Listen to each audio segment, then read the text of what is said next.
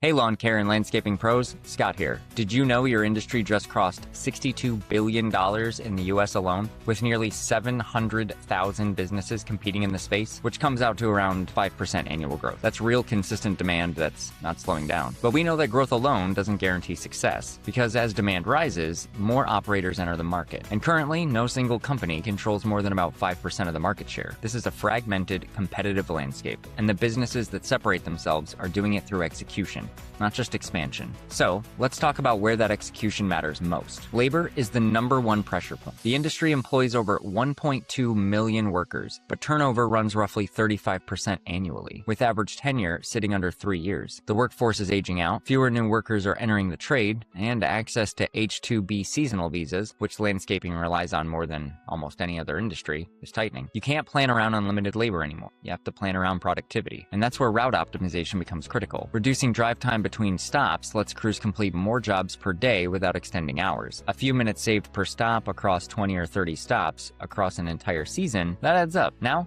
client expectations. Predictable schedules, clear service windows, and proactive communication are baseline expectations now. Subscription-based contracts make up roughly 2/3 of the industry revenue, but they only work if you deliver consistently. One missed visit doesn't just frustrate a client, it gives that client a reason to start looking elsewhere. Seasonality still creates real challenges, especially in northern markets where the revenue drops off hard in the off-season. Smart operators address this by expanding into adjacent services, like snow removal, holiday lighting, or year-round bundle plans that spread revenue across 12 months. And sustainability is no longer niche. Eco-friendly treatments, drought-tolerant landscaping, and emission restrictions are gaining traction with clients and regulators alike. Offering even 1 or 2 sustainable options alongside your existing services lets you capture that demand without overhauling your operation. And the last piece is visibility. When you're running multiple crews across dense service areas, you need to know where time and margin are actually going. That means scheduling, labor utilization, and client data all need to connect, because when they don't, you're making decisions on gut feelings. And gut feelings get less reliable as operations scale. So,